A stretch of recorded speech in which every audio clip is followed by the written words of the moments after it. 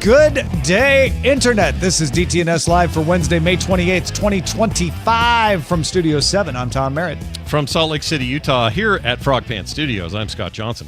And I'm the show's producer, Roger Chang. Sarah Lane is off today, but DTNS Live is still possible thanks to you, the listener. Big thanks to Matt Zaglin, Jeff Wilkes, Paley Glendale, and everybody welcome our brand new patron. Make them feel welcome, Vicente.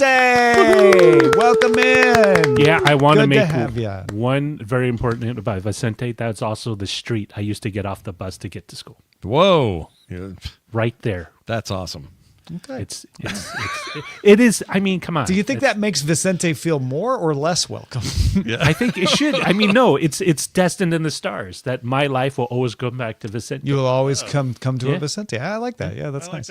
Well, welcome to DTNS Live, the show that discusses tech news and tries to make it all make sense for all of us. How are you doing, Scott Johnson? You know, I'm doing as well as can be expected. How? How do you do it? Here's how I do it. I send my wife to Chicago for a week, and then I struggle to survive. That's how What I do it. neighborhood in Chicago did she go to? I don't actually know. I want to say it's near Northwestern, so just outside the city. It's so Cubs territory. Yeah, Okay. Yeah, so there's no White Sox zone business She's as not far on the as I know. south side. Is that the side with the beef sandwiches or the deep dish pizza? It's the there's they're no all side mixed, for right? that. Yeah. They're all mixed up. Oh, Now you can argue which one has the best of those. You can get a deep dish beef sandwich, and then you're in trouble. That sounds like a coronary. Portillo's kind of makes a deep dish beef sandwich if you get a big enough one. Yeah, I'm very jealous of what she's eating and having a good time, but she should come home. Does she so send I you can... pictures of what she's eating? Oh yeah, every time. It's like Instagram 2006 in there. It's great. Real quick question: Do they have salads? Oh yeah. Oh yeah. Deep dish salads. Why would you even ask that? I'm curious. That's insulting to Chicagoans. No, I mean, like, is there a special spin? Is there, like, a salad spin or a spinning salad? Like, I know dish they have pizza? delicious food, but do they have salads? So those people are big. I mean, every food from Chicago is great, but also looks very heavy. It is. It is a little bit of a heavy cuisine. Send your angry emails to feedback@dailytechnewsshow.com. Dear Tom, I hated it when when you said this.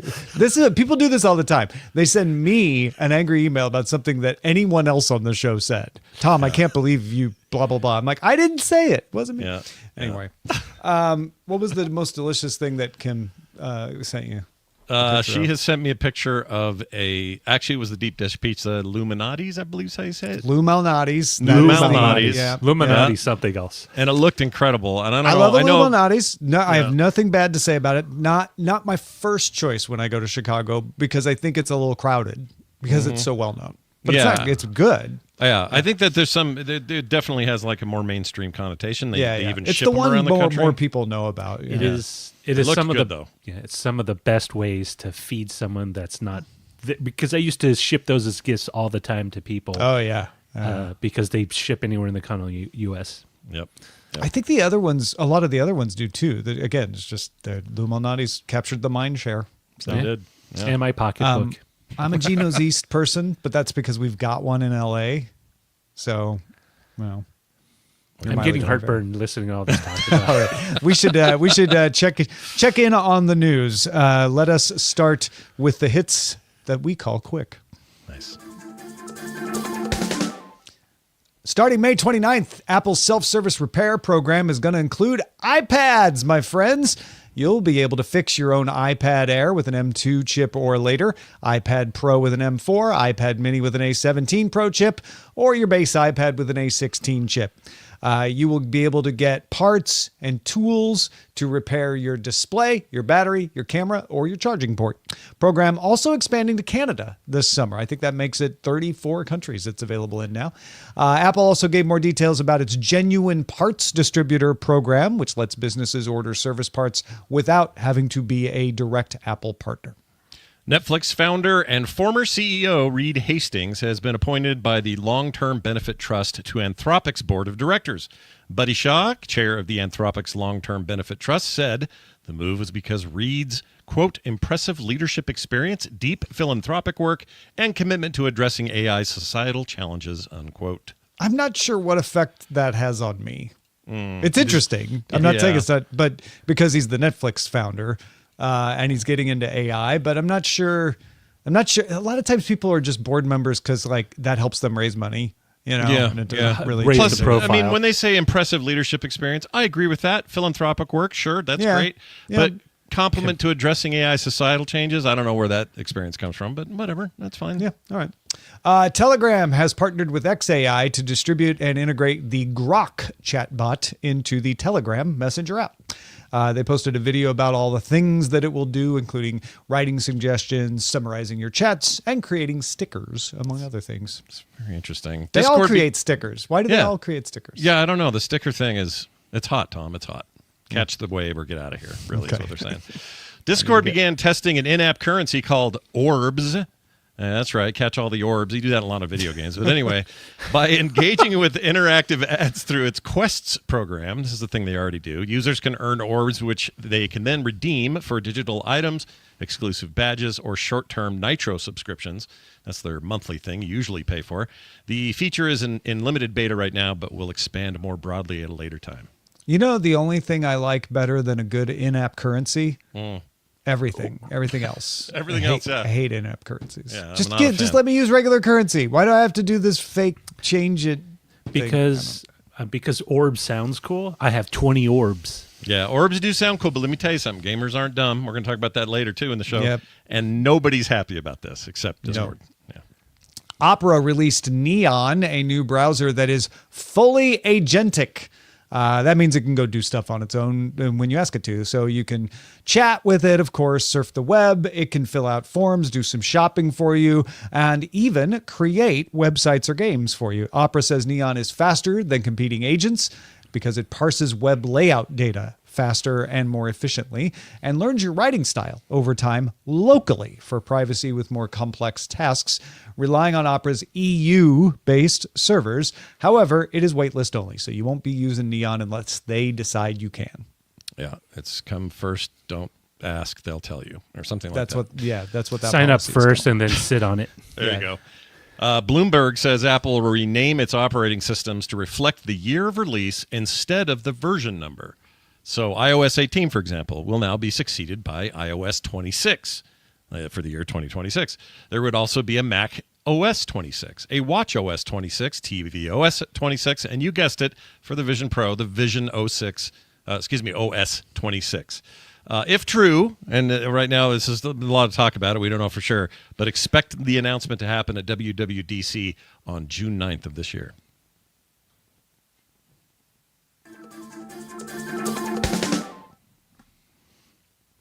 Apple bought its first game studio, and I think of it as studio in the sense of a studio apartment because it's just a two-person outfit.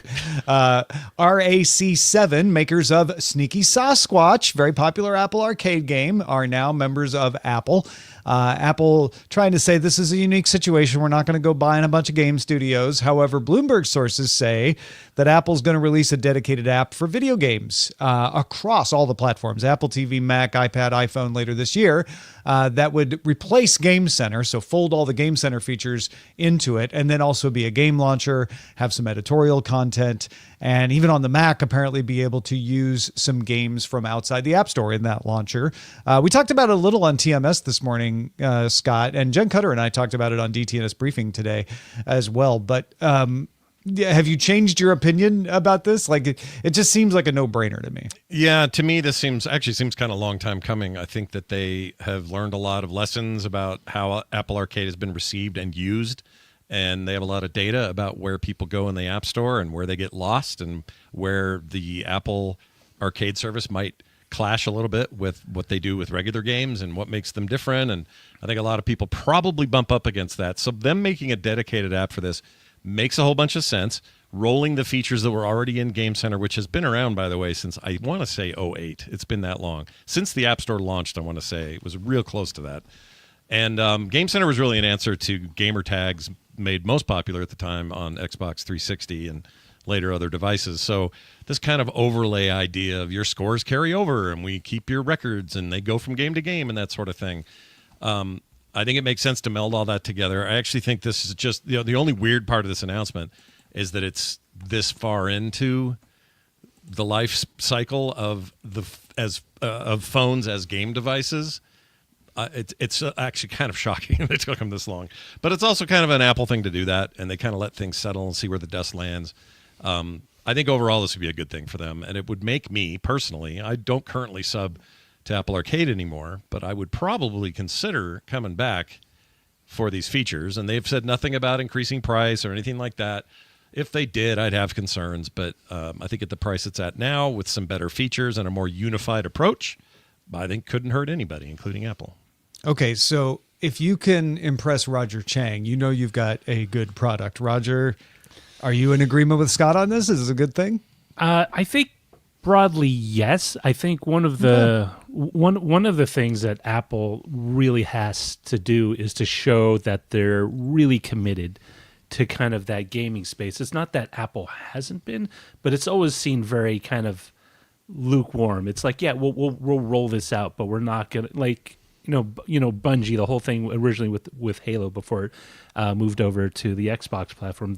There was an excitement around like the whole fact that Steve Jobs was kind of pushing forward with this sort of understanding that gamers are, while not the largest audience for Mac hardware, was an important one, and I think this goes some way to address that. But I mean, until you get like really solid AAA titles that show up on the platform, it will always be sort of like, that's great they have that.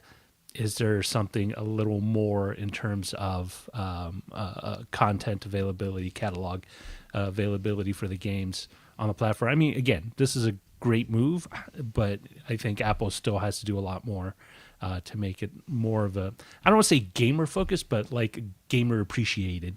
Yeah, that's a good way of putting it. It's interesting, the studio, to go back to that a little bit, the studio they purchased, which I've always called Rack 7, but I think it is RAC 7.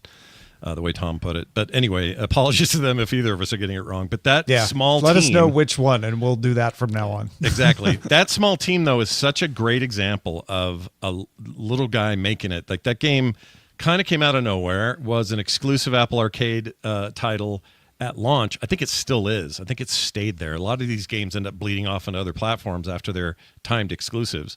But I'm pretty sure they've kept it there. I don't think I can play that game anywhere else.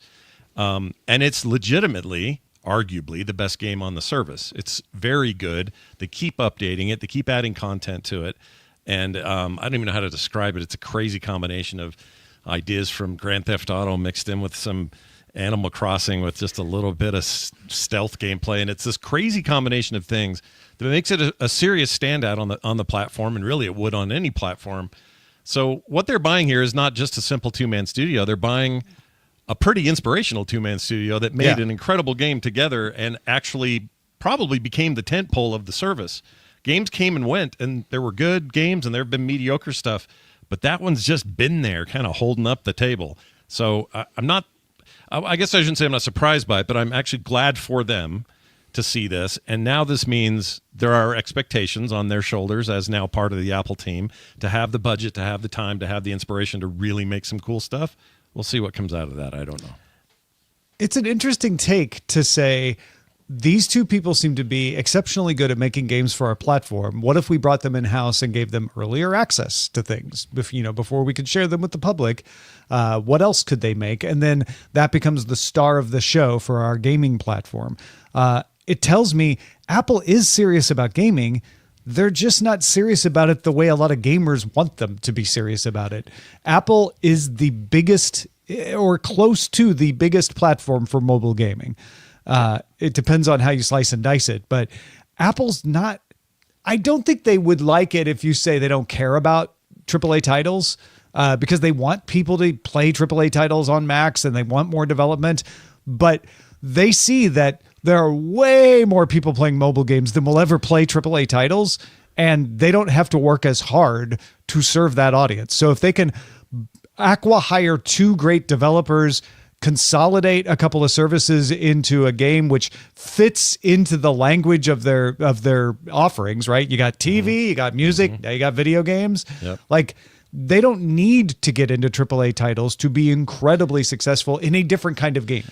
Yeah, and they keep doing this thing where they get up at their events and they tout a AAA game coming to one of their devices. The most The most recent one was when they announced that Assassin's Creed Shadows, now out and available everywhere, was coming to the iPad 4. Or one of the announcements for the iPad M4 was this game, and they made this huge deal about it. Well, the game got delayed, and so also the release on that device got delayed. That's available now, playable there. It all happened, but no one talks about it. It's not a big splash of information.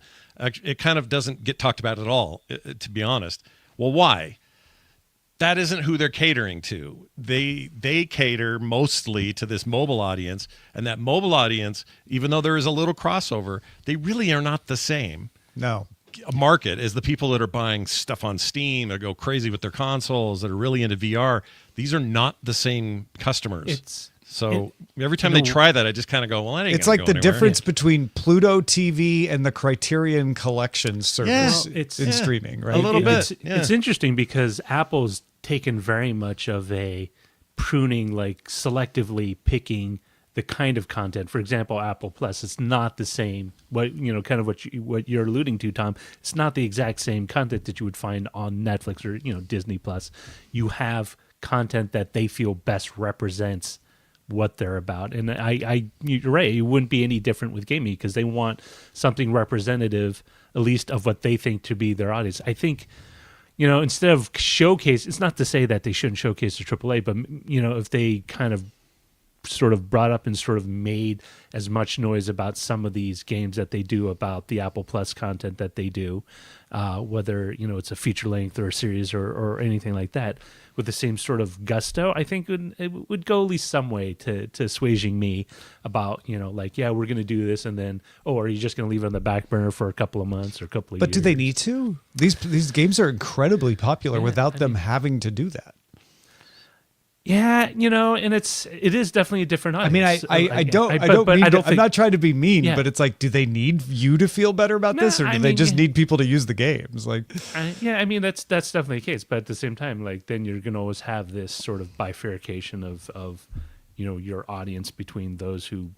I guess that's what I'm saying is I don't think Apple sees that as a problem. Oh yeah, I mean, I know they don't want AAA gamers to think they don't care, which is why they bring up the Assassin's Creed folks to be like, no, we care about you. But when it comes down to numbers, I think they're like, but I think Tom is 100% right about that, in my opinion. I also think that one thing that we haven't really talked about, and they haven't really said here, how much of this new app, which will be mostly focused on Apple Arcade content, how much of it will also service the rest of your library? And by that, I mean all your little free-to-play titles or any other games. Yeah, the way Apple TV still has things from Disney Plus and Netflix listed in it alongside the Apple TV Plus stuff. Like, how much are they going to do that? A bit of that. Like, are they going to carry some of that through? Are they going to keep those score models the way they did in Game Center? Or is all of that going to go poof? Like, I still have a bunch of questions about that stuff, and I think it's not hard for them to just retain the awful truth, at least for hardcore gamers, is like the whole kind of the idea behind AAA titles is becoming a much more muted kind of thing because, one, the budgets are huge and you got to outlay a lot of cash. Two, you're really pushing hardware requirements that for a lot of people may or may not make a difference, right? Whether or not my version of Cyberpunk is supports ray tracing and I have the hardware for it, requires a certain amount of cash outlay. But if I could just play the game on anything that I have, whether it's an Apple TV, my phone, tablet, or whatever, that could go a long way. Like the number one game I play right now is on Netflix mobile, and that's Monument Valley because it's a nice puzzle game. Yeah, and it's like I play like 20 minutes right before bed and I'm done. Yeah. I think it's a mistake for Apple to be so hostile to game streaming services with their App Store policies. I think if they were nicer to those services and embraced them willingly, you could start making an argument that with game streaming services and Apple Arcade, every kind of game you want is best done on Apple machinery. But they're not able to make that argument because they're pushing against that. And I think that's counterproductive for them. Yeah, I agree with that too. I don't know. This we're going to learn a lot, obviously, at WWDC, and we're going to hear a lot more about what their plan is. But I think Tom's right. We continue to hear messaging about how we love hardcore games, but they're always going to settle on the side of people are playing what they're playing, and we're not going to go crazy. And let's roll out a 5-year-old game. That's right. Boom. Well, let's shift over to a change in how software updates are coming to Windows. Yeah, I know. Some of you are like, Apple, Apple, Apple. What about Windows? Because I live in 2005 when those are the only two platforms. Well, guess what? There is a new way for you to update your software coming to Windows. Roger, explain what this is.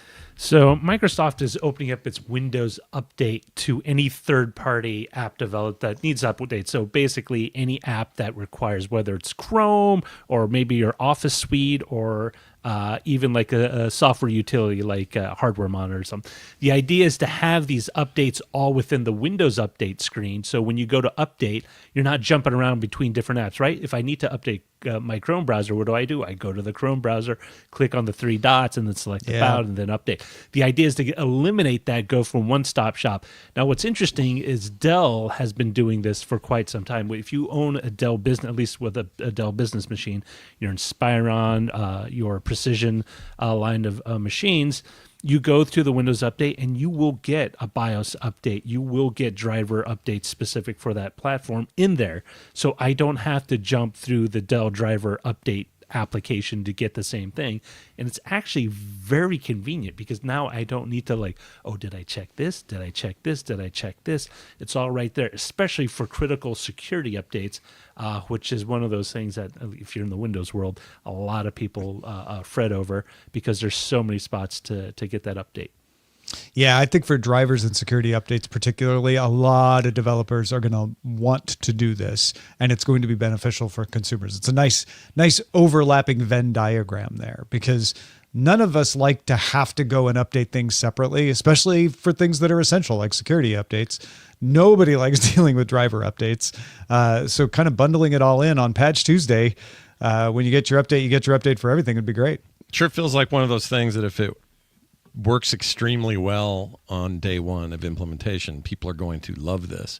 And if it has all kinds of problems and hiccups on day one, they'll never trust it. So I feel like Microsoft has to really, and I know this is just a tricky thing about a platform like theirs where it's OEM hardware from 1,000 different directions.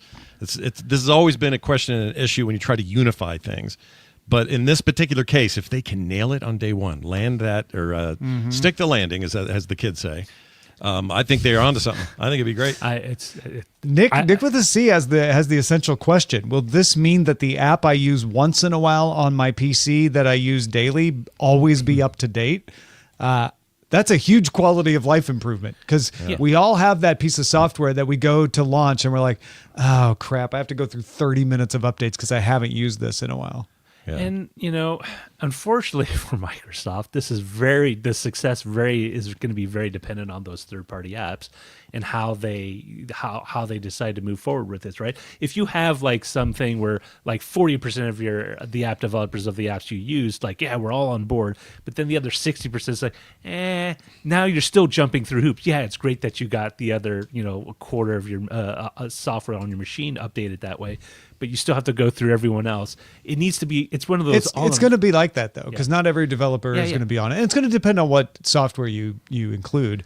But the key is like, does Adobe do this? Then that's huge. Yes. And then it starts to feel like it's actually helping. What does Steam do? Because Steam is already this for your games. This is exactly what it is. It's a unified single place for updates. That's a good question. Yeah. And so does Steam fall in line and say, hey, Windows, go ahead and control this? I don't know. That seems... I don't think they do the game updates, but they could update the Steam client, which would then update your games. That's all they need to do is update the client because the client itself handles everything else. But that opens up a pipeline question, which may be already a pipeline question or an issue, but when they push out updates for the Steam Deck and Linux systems and Windows boxes and Macs, is that already so diverse? Then fine, who cares? It'll just be different. Or do they have some unified way of doing it that they would fight with them? I'm not trying to make Steam the example, but I'm just trying to think of these rare cases where what are these edge cases different. And stuff. And this is where Apple really, I don't want to use the word shines, but this is their whole kind of thought process is we control the software, we control the hardware, we know the pipeline. So whatever app developer, we can sort of do that. Windows has always been software. Although that's not true on Mac OS so much. Like you still have to do third-party installs, and which is updating stuff on Mac OS is easier than on Windows. Yeah. That's really the big although difference. This would make it easier on Windows than Mac OS. Although it's still relatively cumbersome compared to iOS or even Android. Although Android's sort of kind of all thumbs there too, because you have a separate systems update. And although you jump over to the next tab for all the software updates, it doesn't ever feel unified. iOS has a separate system update situation too, so they're pretty similar in that case. Just get it all in that one, that one store, corner store, that bodega where you buy everything. You don't got to hassle with the rest of it. Well, I think that's the key here. Is Microsoft was trying to get all the developers to be in the Microsoft store because then they would get updates through the store, and developers we don't want to be there. And so I'm glad to see Microsoft recognizing that and say, what's actually better for developers and the consumers is using Windows Update. Now, a lot of developers aren't going to want to rely on Microsoft to provide their updates, and I get that. So there'll always be holdouts. And in the end, whatever allows the user to have just the most transparent level of control, but also they're not missing something when it comes to security updates, especially things that you use a lot of, whether it's a browser or some sort of Office suite. You want to make sure everything's kind of locked down to the latest security updates, because when you're working on a spreadsheet or some sort of important application, you don't want it to be suddenly SOL when it comes to security updates. Well, folks, if you have enough orbs, you can join in the conversation in our Discord. Actually, you don't need orbs for it. All you need is a Patreon account. If you want to join the DTNS Discord, just become a patron and link your Patreon account at patreon.com/DTNS. Who doesn't love a good 10K filing? Yeah, we hear about them all the time. What are they? No one knows, but they always give you a bunch of information on companies. And in its most recent 10K filing, which lists risk factors for potential investors, game publisher Take-Two had this entry: the development and use of artificial intelligence, quote unquote AI, into our products may present operational and reputational risks. Scott, what's going on with that? Well, reputational. Yeah. risks. First of all, I'd say 10K filing sounds like something my dentist is going to try to get me to pay for. But other than that, here's what we're all talking about. I'll point to a recent interview with Jason Schreier at Bloomberg. He notes in this article that AI was added to the company's 10K last year, but this year expanded on it, and they added this. The growth of AI technologies in our industry has influenced game production for developers and gaming experiences for players. The use of this new and emerging technology, which is in its early stages of wider spread commercial use, presents social and ethical issues that may result in legal and reputational harm and liability. So, kind of, more of the same. They're not wrong, and I really believe in my heart of hearts, this is a weird thing that splits the gamer market from many other markets. I think most of the world's technologically laden markets are either eager about seeing AI integrated into things. I just mentioned my dentist. He's stoked about some new AI stuff with his work, like how he determines whether cavities are there, how crowns are made, this kind of stuff. Big time AI injected ideas that are changing the way that they do work every day, saving them time and money and all this. Gamers are not that. They are very hesitant to buy into new ideas that on the surface of them, even if they're not right, even if the gamers are wrong, intrinsically wrong about a thing, they will still shout something down if they believe strongly enough in it. And that does translate directly into hits on your sales, or it tends to in that business. So I came to the conclusion that there are about 5 rough areas that most players kind of have an issue with. And what we're seeing is these companies paying attention to those issues. I actually think this is a good thing. They're holding their feet to the fire. I don't think anybody in their right mind thinks that the gaming business is ever going to have a stance which just says, nope, we're not doing anything with any of this. This is all going to pass us by. We're just going to make them like the way we make them. If they said that ever in any lifespan of gaming, we wouldn't be where we are today. So much it of would what only we already take do. one company implementing it in a way that everybody goes, I don't like AI, but that's really cool, to just bring the whole house of cards down, right? Correct. And there's also this thing where, if any industry has glommed onto artificial intelligence as we define it, it's the gaming industry, but it's in more traditional ways that no one complains about. The behavior of enemies in Halo, the way that they move, the way they avoid fire, the way they fire at you, the way they hide when they reload. These are forms of artificial intelligence that up until now, nobody's got any beefs with. The beef comes from newer implementations that, for the most part, fall into these 5 categories. One of them is loss of human creativity and soul to the game. That feeling that people made this. They assembled these pieces and parts with the help of technology. Obviously, it's a technological industry. But they worry that will go away. Those worlds and those characters will suffer from this feeling of being a little bit flat, a little bit soulless, a little bit empty. Some of that is concerns based on no real examples yet, because nobody's really fully doing this. But you can find a lot of close examples to this. A lot of bloatware, junkware gets put on Steam sometimes as an example, where it is just asset flips. They take stuff in a free engine, they paint it a different color and say, yeah, this is ours, here's a game, and there's really no game there. That's not the same as using AI, but it is the same as this idea of let's just cut the work out, throw this together, and hope everybody likes it. People are worried about that in these final products, especially as games are skyrocketing to 80, north of $80 for AAA titles. This is even a bigger concern. Another one is lower quality, more repetitive content. It's not so much that people don't want more content, but the quality of that content, if that goes way down, then repetition is a problem. Nobody wants that. Repetition is a huge no-no in this world. Nobody likes that stuff in gaming. Unless it's addicting repetition. Any Diablo player will tell you that they will do a lot of very repetitive things for rewards. That's different. Not really what I mean, but those are still very crafted rewards, crafted levels. Even the procedurally generated stuff is a crafted element that humans made that they then use technology to augment. Nobody's complaining about that stuff, but then there's these, there are these fine lines.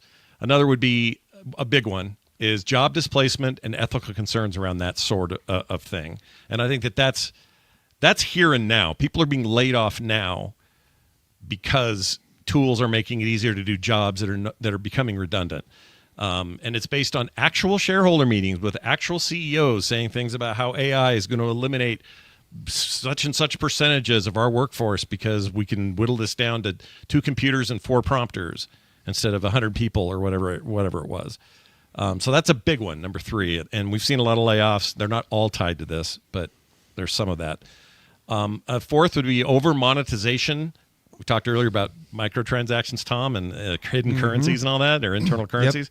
And procedural content abuse. The idea that we'll let the computer come up with all the content and we'll just have to play it.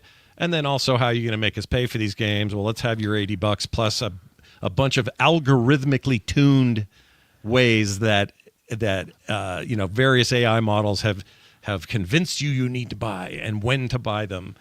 And they're better at doing that and faster at doing that than regular humans. It's reward hacking, exactly what it is. It's the asylum fear, right? And if anyone doesn't know my reference, so Asylum is a studio or film studio that is very notorious for making mockbusters. In other words, they make movies that glom off the popularity of, say, like a Transformers franchise, but they call it Transmorphers, totally different story, very low rent in terms of effects. But the idea behind it is that you are trying to build, you're trying to basically, build a business around glomming on to existing IPs or existing goodwill about a franchise, but not necessarily putting in the same amount of work because you're writing on the coattails. And I think what you were saying, Scott, is spot on. If you were to put out this, for lack of a better term, the fear of shovelware, and you still demand $80 for alleyway skiing or something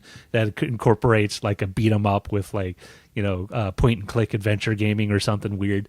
It sounds maybe kind of cool, but on the actual product, you're like, well, what did I pay for? I spent a lot of money. I'm disappointed. And the company's not even taking that money that they got for me and paying people, a good rate, or at least hiring enough people to do this stuff. I think. It's also there's a real sense in gaming that everybody's a reviewer. Everybody can be a reviewer.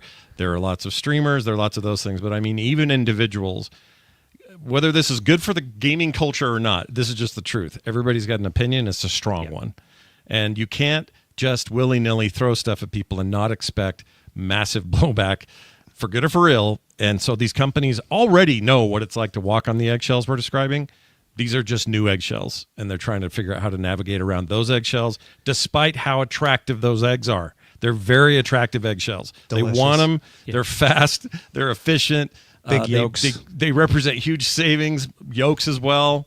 A lighter yolk, maybe. I'm trying to compare it to a work less yolk. Less cholesterol. There you go. Nailed it. This is the thing. Like, you could be, an outstanding studio, and you're using a lot of these, whether it's an LLM to generate, dialogue trees or whatever, or using machine learning to build landscapes or whatever.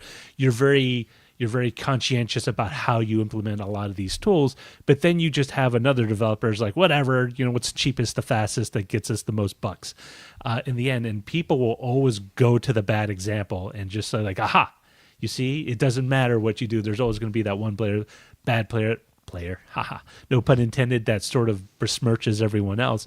And that's, if you have no control over that, right, that sort of reputational, where it doesn't even have to be you, it could just be another studio, and then but you have to live with the fallout from that. Yeah, and the reputation means a lot in this industry, especially now. We've had a lot of big ones have major dents in their armor. And I would use Blizzard as an example. If you want to hear me and Jason Schreier, the topic, or the dude who wrote the article here, he and I talked about this very thing in relation to Blizzard in an episode that I did of our show Core. It's up on YouTube. It's on all the feeds. I recommend checking it out. It was also about his new book called Play Nice. But anyway, we talked about these things, and this reputational damage is not just something you feel bad about. It has real bottom line destruction for these companies, more than I, again, say any other industry. You can have Google do things that you don't agree with. They're going to be fine. You can have somebody at Google say something a little bit shocking. Not a lot's going to happen. Same with Apple, same with Microsoft. It's going to be fine. But when you are, a beloved game studio who has so much of your nostalgic childhood in their hands, and then you come around and you do something that just seems completely opposite of that for business reasons, for whatever it may be. Take AI out of it if you want. Whatever the behavior is, gamers are very, very sensitive to this stuff, for good and, like I say, for bad. Sometimes I think we're oversensitive. But I think the concern here that he talked about here in that article, and that Tom read regarding that 10K filing from Take-Two, this is what you are hearing is the general temperature of the business right now, and they're all responding to the concerns around AI, and they're saying, look out, you guys, because some of this could be bad. We just need to be careful. Doesn't mean we don't use some of this, but everyone's doing PR training and all kinds of stuff to know how to talk about it the best, as if it's somehow the biggest scandal in the world that they have to talk about. That's the kind of media training they're receiving internally, so that they can talk about it publicly, because we are so ready to pounce on anything that looks like malfeasance at all. And gamers are some of the first to vociferously complain, on social media or on the internet. You go into any subreddit, you go into any X thread or whatever about a game or games or platform, and people are very vocal about what they don't like, right? People are more likely to complain about what they like or what they don't like than like, because that's just the nature. It's true of any culture. Yeah. That's not just gamers. Oh, yeah, no, but I think Scott made the point very well about how this is different.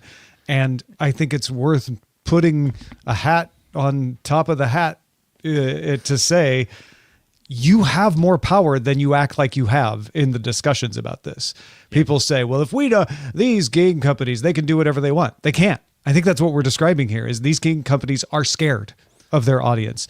And I think they're mostly scared because they know that these tools can make the games better, but the audience doesn't believe it for all the reasons that Scott went through. And those reasons aren't, I've seen it. Those reasons are, I'm afraid. And what I think gets lost on the gamer side of the conversation is, yeah, if you lose human creativity or soul, or if you get low quality or repetitive content, those games will fail because you won't play them. You will bash them and they will die. And you've seen games die in the past year because of that. Yeah. And not because they used AI, just because they were bad. Yeah. You also have just you now have a vocal aspect of this that we didn't have 20 years ago. And that is, single streamers with millions of followers who turn on a dime depending on what that person says. It's a lot of responsibility and with great power, as you know, quote, quote, quote. But here's the problem. Some of those guys, all they have to say is, this is AI trash. And that will literally mean $100 million ding to your game sales.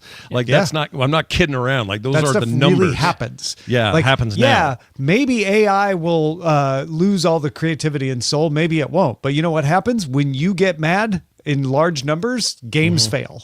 Yeah. And it doesn't even take that many people to make it fail. Yeah. So the power balance, I think, is the power is more balanced than I think people tend to discuss it as if it were. Yeah, I agree. And I don't know what other industries benefit from this. Most of the time we hear about something coming to your computer, to your OS, and we just go, well, I guess it's coming. I mean, what am I going to do? Like, it feels a little bit more inevitable. It happens. And the outcry can change things. Sure. We've definitely seen that happen with Microsoft and Apple, and even Google. Yeah. But it's the passion is not as high in those areas. So you see it happen less often, I think. Yeah, and it's also, there's a thing about gaming, and the final thing I'll say about it is that gamers see games as, we have tamed the technology to do something awesome that we want to do with it. It isn't the machine taking over or somehow being smarter than we are. We want to conquer it, and the people that made it so it could be conquered, and the whole thing is man up here, machine down here. And this changes that dynamic in our heads a little bit, I think, and gamers are really averse to that. So. There's a conversation going on in the chat room that gamers lack follow through, that they complain about stuff and then it doesn't change because they don't follow through. I think another way of describing that is people complain about things they aren't actually upset by, because there is plenty of follow through when people really are upset and games can be killed. What you're saying is there's a cause that I believe in that other gamers complained about and then nothing changed. And what that tells me is a lot of people said they were upset, but weren't. So it's not about follow through. It's about, like, actually there's just not enough people who agree with you. Yeah, it's usually a numbers thing. Gamers are able to really push one direction or the other in ways that other businesses aren't. So yeah, I don't know. And I think it's going to be fun to watch, because I think over the next couple of years, you're going to see this come to a crescendo of sorts in conversation. How that all plays out, I don't know, but we'll see. All right, let's finish up with a YouTube story. YouTube is now, for the third month in a row, the biggest percentage of audience time spent watching in the U.S., 12.4%. That's up from 9.6% a year ago. And when I say that, I'm not saying streaming. You may say, like, oh, so they're bigger than Netflix.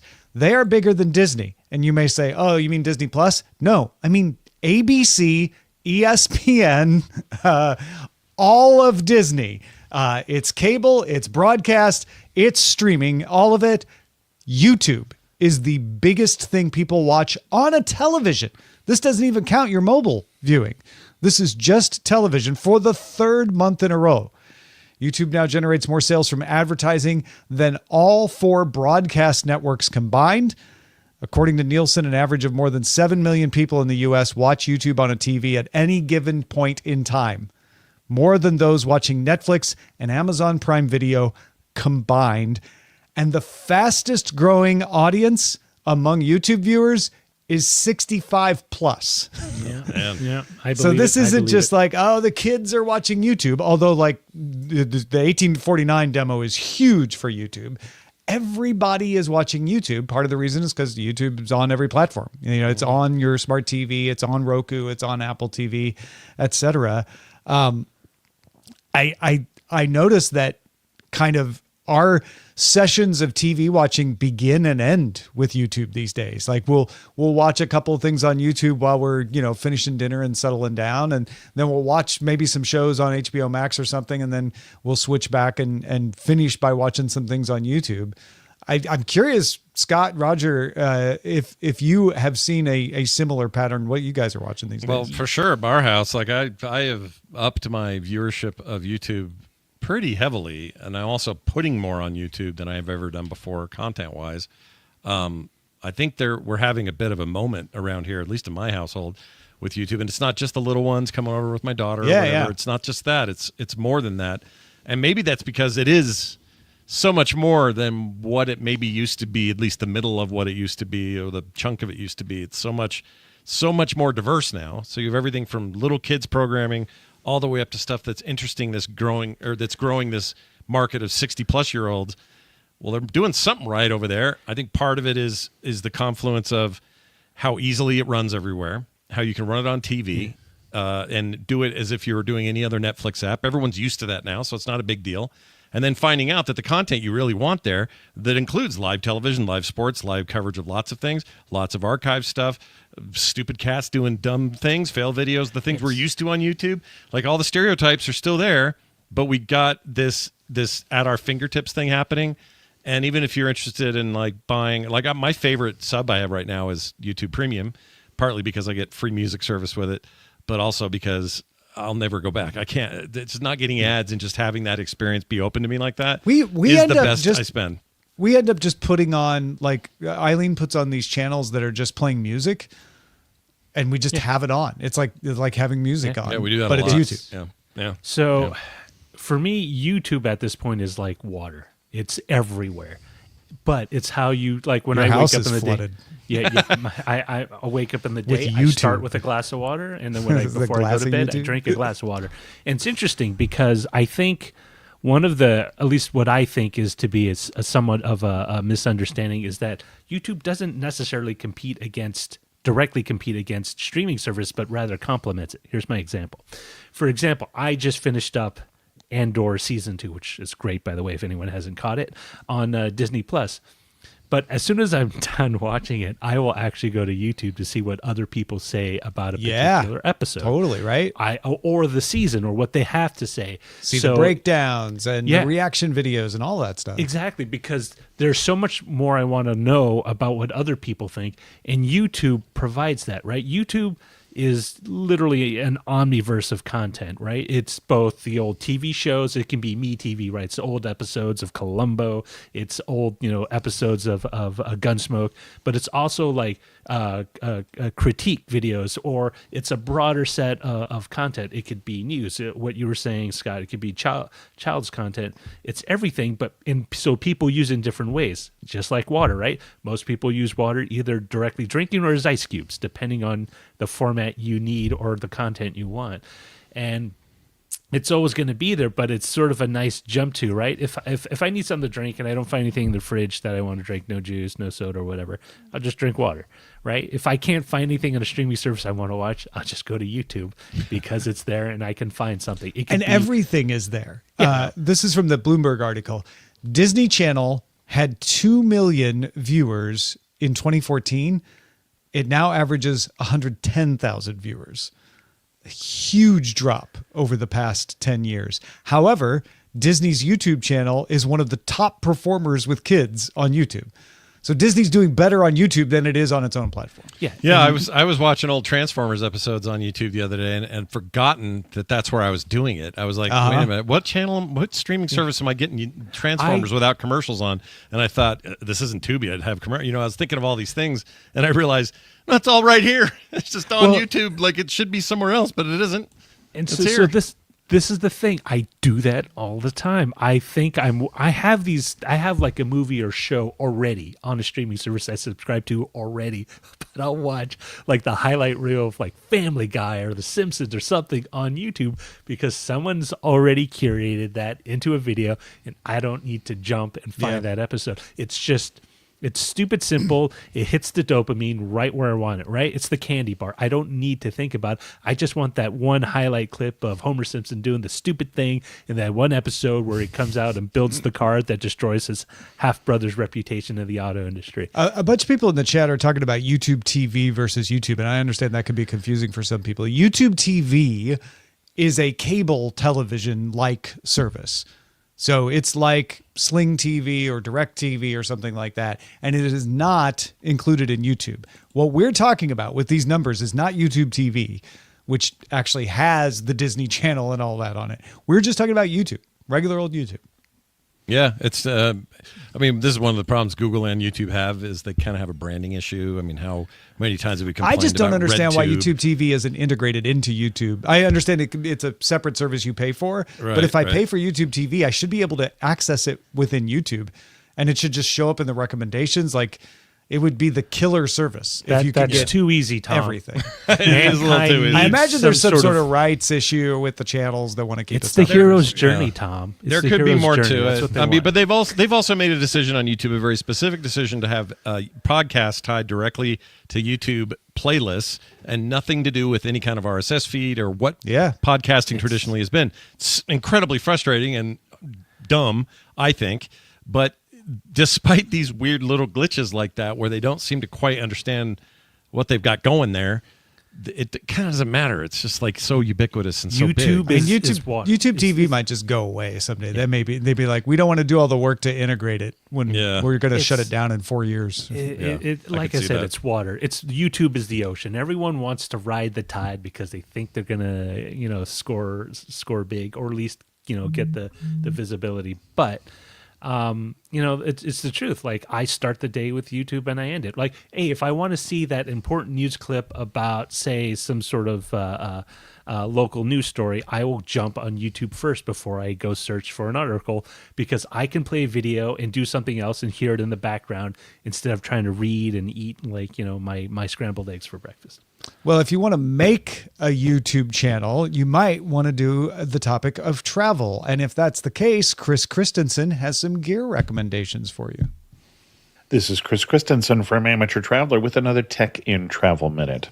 I have a new gizmo that I've been traveling with, which is a portable wireless microphone that I'm using for recording podcasting, but you might also find it useful if you're trying to do video, for instance, with your iPhone or with your Android phone. It's the Maybesta wireless lavalier lapel microphone. It's very cool because it has just a very small receiver that you plug into the bottom of your phone and then two different lavalier microphones that it comes with that you just clip on, and that's it. There's not a lot of setup that's needed. It gets good enough audio that I've been using it in some recent podcasts while I've been traveling, and it is small enough that it easily fits in my pocket along with everything else that I've already got in my pocket. So the Maybesta wireless lavalier lapel microphone. Check it out. This is Chris Christensen from Amateur Traveler. Thank you, Chris. Remember, you can send in stuff to us at feedback@dailytechnewsshow.com. Before we leave, Scott Johnson, you have important things to tell people, I'm sure. I do. There's always something important falling out of me, and right now it's this. If you want to get greater depth as to why the video game industry is like it is and why it works the way it does, I recommend you check out a show I do every week called Core. We do it on Thursdays, so tomorrow. And it's a bit of a longer format, but that's because there's so much going on in this business. And we talk about everything from top level all the way down to fun stuff we get to play every week. So if that at all sounds interesting to you, check it out. It happens on Thursdays. That's at frogpants.com/core, or you can find us wherever you get your shows. Thank you, Scott. You're welcome. All right, should we pick a title for this show? I think we should. Yes. We're all here. What if one of you said no? Let's just not have a title today. Oh my gosh, can you imagine? Oh, that'd be interesting. Could be a good. point of tension for a really good drama. Yeah, and people wonder, why is the title blank today? Zoe suggested we don't do that and instead title the show A New Apple Slice of Gaming. Like an apple pie, but for gaming. Nice.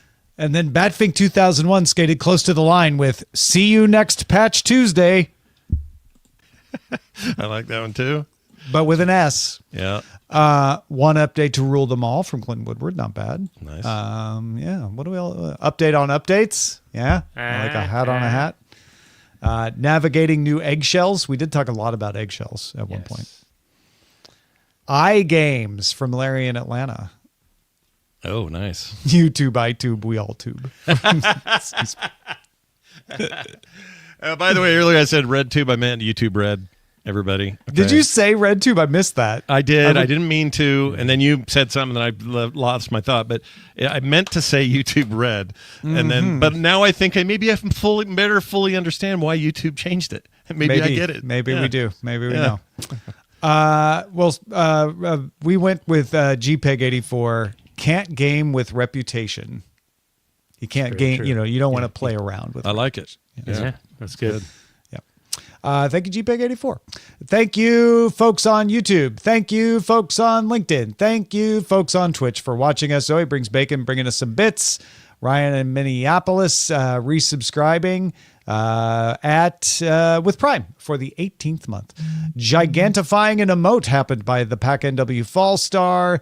We also got Prince of Brow back for the 52nd month. Howard Yermish is back at tier 1 as well. Thanks everybody for supporting us, including at patreon.com/DTNS. We have a store. Did you know we have a store, everybody? Yeah. There's good stuff in there. dailytechnewsshow.com/store. I like the purple shirt. You may be like, wait a minute, you have a purple shirt? Yeah, you haven't looked at the store. You don't know that we got a purple shirt. We got stickers. We got coffee mugs. We've got that Scott Johnson exclusive art sarsaparilla glass. Yeah. Pure DTNS. So yeah, I mean, there's some cool stuff. If you want to share the love of Daily Tech News Show with folks, go check out our store. It's dailytechnewsshow.com/store. Nice. Now comes the sad part of the show. Uh-oh. The end. Oh. I know. Good. It's not some special announcement because you're going to be back tomorrow and then everyone will go, oh. No, there'll be a show tomorrow. Yeah. But there won't be any more show minutes from now until tomorrow. You'll have to wait until tomorrow. Yeah. Please don't cry. We'll be back. Yeah. You can watch us live when we are back at 4 p.m. Eastern, 2000 UTC. More on that at dailytechnewsshow.com/live. And Trisha Hirschberger will be back with us tomorrow talking about trends in PC building. She went to Computex. She brought back a bunch of hints. Stick around for that. Talk to you then. Bye, everybody. See ya. The DTNS family of podcasts, helping each other understand. Diamond Club hopes you have enjoyed this program.